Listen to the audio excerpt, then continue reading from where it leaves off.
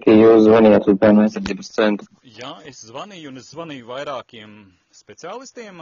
Kā jūs godāt vārdā? Varbūt es tad atpazīšu, kad zvanīju. Sindijs Logins. Sindija Logina. Paldies. Beidzot izdodās ar jums sazināties. Jau jāsaka pēc gadiem. Bija toreiz, atceros, 2022. vai 2023. gadā mēs sazinājāmies un neizdevās to jautājumu, kas attiecās uz maniem bērniem, Robertu, Emīliju, Markus atrisināt. Es esmu viņa tētis, Mareks Markus. Bet šoreiz es zvanu 2 jautājumu kontekstā. Viens jautājums ir saistīts ar maniem bērniem, ar to es arī sākšu, un pēc tam arī otrs jautājums. Kā jums šķiet, Sindija, vai Latvijas valstī tā ir problēma pēc jums pieejamās informācijas, proti ar safabricētām lietām, kas reāli pēc tam izpaužās arī kā vardarbība pret bērniem, jo reāli liedz bērniem saziņu, saskarsmi? Es varu tikai runāt par konkrētām lietām, kas ir man nodots. Es nevaru runāt par vispārīgiem. Jā, tad ar vispārīgi es te jau runāju ne tāpēc, ka es gribētu vispārīgi runāt, tāpēc, ka es gribu pastāstīt arī konkrētu lietu, bet šobrīd es paceļu to kā kompleksu problēmu. Pēc jums pieejamās informācijas jūs to nevarat atbildēt, cik es saprotu. Es nevaru, man ir konkrēti uzdevumi, un es ar konkrētiem, kuru, protams, saturu es nevaru vispārīgi runāt. Jā, šis nav par vispārīgi. Šis ir arī pavisam konkrēts stāsts, un tāpēc arī to saukšu vārdā. Tad man atgādināšu īsos vārdos 2020. gada decembrī no manu bērnu dzīvesvietas tika aizvesta mani bērni, nedodot nekādu ziņu, nepaskaidrojot iemeslus, tikai vēlāk. Pēc daudzām dienām es uzzināju, ka bērni aizvest no dzīvesvietas, jo es viņu tētis tādēļ, ka es elpoju brīvi, tas bija Covid afēras laiks, it kā nesot apdraudējuma risku, inficēšanās risku, kas arī turpinājumā gadu gaitā nekādā veidā netika pierādīts. Paralēli tam tika safabricēta lieta pret mani par iespējamu emocionālu vardarbību, jo, lūk, es par to runāju tiešu valodu arī publiskajā telpā, sociālos tīklos, it kā ar to nodarot emocionālu vardarbību. Tāda fiziskā vardarbība tajā tika safabricēta, ka es nelietoju lupatus sejas un emocionālā, tāpēc, ka es runāju par to. Absurds. Es to saprotu. Un lūk, tas notika. Tas viss izgāja cauri līdz pat šai situācijā 2025. gada 3. novembrim, kad es esmu izsludināts meklēšanā. Jā? Es nevaru komentēt tiešām. Es nebaidīties no tiem vārdiem, ka es pateicu izsludināts meklēšanā. Es runāju par šo te kontekstu, kuru jau pieminēju, proti safabricēta lieta. Izsludināts meklēšanā vai pasludināts raganu medības vēl nenozīmē, ka to, pret kuru ir pasludināts raganu medības, viņš ir vainīgs. Jā, bet mēs atkal saprotiet, ir tā, ka mēs atkal runājam par lietām, kuras skatās citas iestādes. Es runāju par savu bērnu lietu, vai tad tas ir vispārīgi? Nē, iet runā par iestāžu kompetenci. Ja ir izsludināts meklēšana, tātad to visticamāk tiesību sargājošā iestāde tādu lēmumu ir pieņēmusi. Mēs nevērtējam šādu tiesību sargājošo iestāžu lēmumus izsludināt vai neizsludināt meklēšanā. Mēs nevaram neko komentēt. Jūs nevarat komentēt. Bet kāda tad ir jūsu atbildība tajā, lai nenotiktu vardarbība, reāla vardarbība pret bērniem? Iet runa par jūsu izsludināšanu meklēšanā. Konteksts ir tajā sākumā, ka safabricēja lietu, ka es nelietoju vergu lupatus sejas, vai to jūs pamanījāt? Dzirdējāt? Jā, es to dzirdēju, bet es nevaru tiešām 20. gada lietas tādu vienkārši pārunāt pa telefonu. To jau man teica arī bāriņtiesa, to man arī viņi pateica, ka pagājis jau ilgs laiks, to viņi man teica 22. 23. gadā, tagad ir 25. Es esmu ik pa laikam zvanījis te vienam, te otram, trešam, un vēl es pieminēju to, ka mūsu iepriekšējā saruna bija, ja es pareizi atceros, 23. gadā, pēc kā jūs man gribējāt atzvanīt it kā, bet jums tas neizdevās, ja jūs arī man zvanījāt. Tā tas gaisā. Līdz ar to pateikt to, ka pagājis ilgs laiks, tas ir no tās pašas operas, ko teica bāriņtiesa, bet es nepārmetu jums, nepārproties. Es cenšos risināt šo jautājumu, izgaismot un domāju par to, kāds var būt praktiskais solis, lai risinātu šo jautājumu, kas ir aizgājis tik tālu, ka raganu medībās ir pasludināts spriedums. Spriedums tiesa ir pasludinājusi spriedumu? Bet, protams. Labi, bet cik es... Es pajautāšu jums kā vīrietim, cilvēkam no tautas. Es nevaru runāt kā vīrietis, es runāju kā centra pārstāvis. Jūs neesat cilvēks, jūs esat amatpersona. Es runāju šobrīd kā centra darbinieku, un, ja iet runa par tiesas spriedumu, bet es atvainos. Jā, klausos. Tas ļoti labi. Es domāju, ja ir pieņems tiesas nolēmums, cik es zinu, ka tiesas spriedumiem ir iespējas pārsūdzēt augstākā instances tiesā. Un šajā gadījumā varbūt ir iespējas, piemēram, procesa dalībniekiem vērtēt pārsūdzības iespējas. Es nezinu, vai kā ir jūsu situācija, kāds jums ir status, bet es vienkārši skatos tīri no Tas nav iespējams, jo pateikts ir, ka nevar pārsūdzēt. Dokumentos tas ir skaidri definēts. Jā, skaidrs. Tad tiesas likumā ir pateikts, ka viņas ir neatkarīgas iestādes. Tas ir melots. Viņi nav neatkarīgi. Ja viņi var safabricēt lietu, viņi nav neatkarīgi. Viņi ir atkarīgi no politikas par visiem 100%. Kāds režīms, tāda tiesa. Neviens to nevar pierādīt pretējo. Es esmu gatavs par to diskutēt, bet šis nav mans mērķis šobrīd. Jā.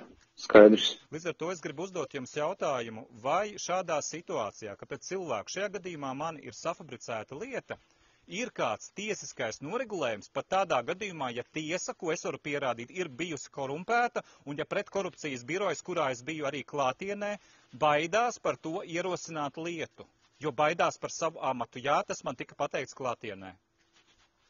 Viņi zināja, kas notiek, viņiem bija pieejama informācija. Es to ne tikai uzrādīju klātienē, bet arī viņiem pašiem datu bāzē bija redzams arī to laiku 20. Tas bija 2. gads, kad es pie viņiem ierados, un viņi pārbaudīja informāciju, ka tas, ko es saku, ir tieši tā. Jā, bet godātais, es nevaru komentēt tiesas spriedumu, atvainojiet, es nevaru komentēt. Es saprotu, bet runa ir par tiesisko valsti, un ja tiesa nestrādā, tad kurš būs tas, kas nospiedīs bremzi tajā nozīmē, ka neļaus notikt vēl lielākam kaitējumam? Nav nevienas, saprotiet, līdz kam es esmu nonācis. Ziniet, es ieteiktu, saprotiet, ir tā, ka es nezinu, varat paskatīties, kādas ir, nezinu, tur tiesu disciplināru komisijas kompetence, vai viņi var vērtēt kaut kādā daļā tiesas sprieduma kvalitāti. Es nevaru pateikt. Tur ir, iet runa par tiesas pieņemtā sprieduma pamatotību, cik pamatots viņš ir. Es saprotu, pamatbūtībā tāds ir jautājums, bet es tiešām nevaru komentēt. Te ir jāskatās tiesiskais regulējums, ja viņš ir nepārsaudzams, tātad normatīvos aktos nav noteiktas iespējas tālāk. Ja viņš ir pasludināts un viņš pateiks, ka nav pārsūtams, es nevaru komentēt. Man nav vienkārši kādas iespējas jums pateikt, ko tālāk jūs varat darīt ar šo tiesas spriedumu. Redziet, tur jau tā lieta, Sindija Logina, ka šī problēma ir aizgājusi tik tālu, ka nav tiesiskā mehānisma tā saucamajā Latvijas valstī, lai praktiski risinātu šo problemātiku. Nav. Un es par to esmu pārliecinājies, līdz ar to šajā gadījumā, kad es piezvanīju jums, mans mērķis bija ne tikai atgādināt par to, kas ir noticis ar maniem bērniem, bet bija arī otrs konteksts, un to es tagad saīsināti pieminēšu. Varbūt jūs pamanījāt, varbūt nē. Te pēdējā laikā liela šūmēšanās notiek skaldi valde režīmā, proti saistībā ar Stambulas konvenciju, ja tad cilvēki tiek rīkoties pret citu. Būsiet pamanījis, vai ne? Es ir dzirdēts, jā. Lūk, un es šajā sakarā sazinājos arī ar Valmieras valsts ģimnāzija, kur bija izplatījusi pirms dažām dienām savu ziņojumu. Es nezinu, vai jūs to pamanījāt, nē. Nav nevienam pienākumu pamanīt visu, tas ir skaidrs, bet vienkāršos vārdos sakot, aicinājums bija nostāties konkrētas pozīcijas pusē, kur tika izmantot savērvēti bērni, slēpjot to aiz vārdiem, ka it kā paši bērni tā gribēja. Es piezvanīju direktoram un jautāju, vai ja jūsu skolas sistēmā, kas ir valsts skola, būtu būtu ieradušies baznīcēni, vai tur kādas konfesijas, vai citas reliģiskās organizācijas un izplatītu savu propagandu, jūs to atļautu? Atbilde bija nē. Tad es pajautāju turpinājumā, bet kāpēc kādam konkrētam politiskam spārnam, kas virza nevis reālu aizstāvību pret vardarbību sievietēm, bērniem, ģimenēm, arī vīriešiem tā skaitā, bet kas bija konkrēta ideoloģija, kāpēc viņiem ir atļauts darboties skolā tādā veidā, kā tas notika komunistu laikos? Tā kā oktobrēni, komjaunieši un tā tālāk. Īstas atbildes netika saņemtas. Bija, tādas aptuveni tā kā ar karsto kartupeli. Te šurp, te turp metot. Es saprotu, ka jūs nevarat par to atbildēt, bet te pašā laikā jautājums, ko tad darīt, jo reāli, kāpēc es pieminu arī šo kontekstu? Tāpēc, ka manā situācijā arī bija tā, ka viena no problēmas būtībām bija tajā, kāpēc izjuka mana ģimene, ka mūsu ģimenē, manas bijušās un manā ģimenē, mūsu bērnu dzīvē jaucās kāda lesbieta, kas bija šīs manas bijušās māsa. Viņai pašai savas ģimenes nav, bērnu nav, bet viņai bija ļoti liela, nezinu, kāpēc motivācija provocēt, kaitēt un darīt tādas lietas, kas būtībā ne tikai pazemo bērnus, bet arī pašus vecākus un grauj vecāku tā saucamo autoritāti ģimenē. Mazs piemērs tikai, ir vakars vai kā viņa dzīvoja, mums kaimiņos stāv zavā privātmājā, mēs otrā stāvā, viņi ierodās un bērniem dod Jā, bet es nevaru komentēt, ziniet, ja piemēram, es nevaru komentēt privātu personas rīcību, es vienkārši varu pateikt, ja jūs jūtat. Saprotu. Nē, es jau nestāstu jums šo piemēru tādēļ, ka es gribētu pastāstīt ar piemērs. Nē, es to parādu tikai kā atsevišķu notikumu, kas izgaismo to, ka notika reāla jaukšanās ģimenes dzīvē, bērnu dzīvē un vardarbība pret bērniem.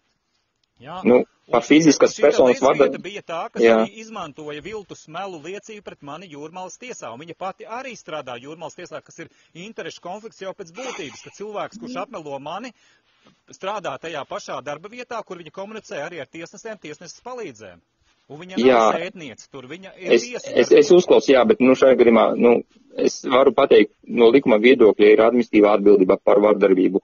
Ir arī krimināla likumā noteikta atbildība par cietsirdību pret nepilngadīgo, līdz ar to par kaut kādām vardarbības formām normatīvos aktus ir noteikta vardarbība. Ja runa par citas personas vardarbību pret jūsu bērniem, citas personas, tad var, cik es zinu, policija apmelošana, tēta apmelošana šajā gadījumā, kas ir novedusi pie neatgriezeniskām sekām, ir vardarbība vai nav? Vai saskars ar saziņas liekšana, ja tādas sekas ir radītas, ir vardarbība vai nav? Kā tas ir jūsu juridiskajā izpratnē?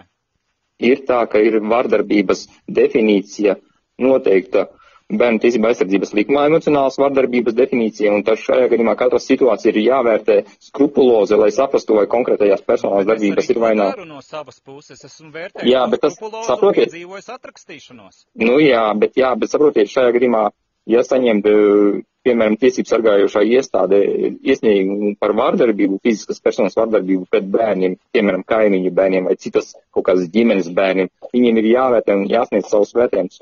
Viņi sniedz savu vērtējumu, bet ne pēc būtības. Tā ir skaisti. Labi. Es saprotu, es nevaru komentēt citas iestādes pieņemtos lēmumus. Es vienkārši stāstu par to regulējumu, Kontekstā ar mūsu sarunu, kur es ceru, ka arī jūs cenšaties šo jautājumu iekustināt taisnīgumu virzienā arī no savas puses. Es to daru no savas puses. Es vienkārši gribu pateikt to, ka es esmu daudzkārt atdūries pret to, ka saukļi un realitāte ir atšķirīga, cits no cita gluži pretkorupcijas birojā, kur ir gods pār varu skaists sauklis, bet reāli nedarbojās. Tas pats arī citās institūcijās. Es esmu to, tā teikt, atēdies, pieredzējis, skatījies un caurskatījis, bet kā jūs teicāt šo atslēgu vārdu skrupulozi, proti skrupulozi vērtēt reāli lietu pēc būtības, kas ir noticis un kā to taisnīgi risināt, tas netiek darīts. Sanāk tā, ka man pašam jādara ir bez maz vai viss. Tas, ka tur dokumenti ir saņemti, iesniegti un pat piedalās arī, diemžēl, viltus liecinieki, no viņiem atbildība netiek prasīta. Sanāk tā, ka šajā valstī ir atļauts cilvēku apmelot. Un par apmelošanu bet es nevaru, saprotiet, centrs nevar, par jūsu apmelošanu centrs nevar neko komentēt. Atvainojiet. Bet tā ir vardarbība, pareizi, jo apmelojot tēti tiek apmelot arī bērni. Un manu bērnu liecības netika ņemtas vērā. Bērnu liecības turklāt tika sagrozītas. Vai tad tā nav vardarbība? Bet saprotiet, tie runā kaut kā par konkrētu lietu, kur ir vērtējusi tiesa, cik es saprotu, kur tiesa ir pieņēmusi spriedumu, kas... Tiesa, to ir vērtējusi bāriņtiesa, to esat vērtējusi. Bet mēs... kontekstā, ka jūs uzklausat, jo tā arī ir iedziļināšanās, tā ir situācijas sadzirdēšana. Tieši tā, bet ir šai gadījumā, es sapratu, jau kompetentās iestādes, tā skaitā arī tiesa ir pieņēmusi spriedumu. Centrs nevar ietekmēt tiesas pieņemto spriedumu. Es saprotu, ko jūs sakāt, bet jebkurai iestādei pastāv opcija iniciatīvas savu tā saucamo kompetenču ietvaros, pareizi? Iniciatīva visām iestādēm, manuprāt, ir. Tad jautājums, kāpēc, es nejautāju to jums, lai jūs atbildētu citu vietā, bet es izgaismoju šo kā jautājumu ar zinām problēmu, proti, kāpēc tie, kas redzēja, ka es tieku apmelots, nedarīja itin neko, es nepārspīlēju, lai novērstu šo kaitējumu? Tādēļ, ka es nevaru komentēt par jums, saprotam. Viņi dara turpinājumā. Es nevaru komentēt par jums, atvainot, es ļoti atvainot, bet es nevaru komentēt pret jums vērstu rīcības pa telefonu, tiešām es nevaru komentēt. Saprotu, bet arī klātienē taču arī jūs nevarētu to komentēt. Arī klātienē nevarētu komentēt, jo... Tad par ko mēs runājam? Jūs runājat par šo lietu. Jūs jau runājat. Es saku, es jums zvanu tādēļ, ka gribu izgaismot šīs problemātikas, divas problemātikas, kuras pacēlu no savas puses, bet jautājums, piedodiet par jautājumu, ko tad jūs darat savā darba vietā, ja jūs nesat pretīm nākoši?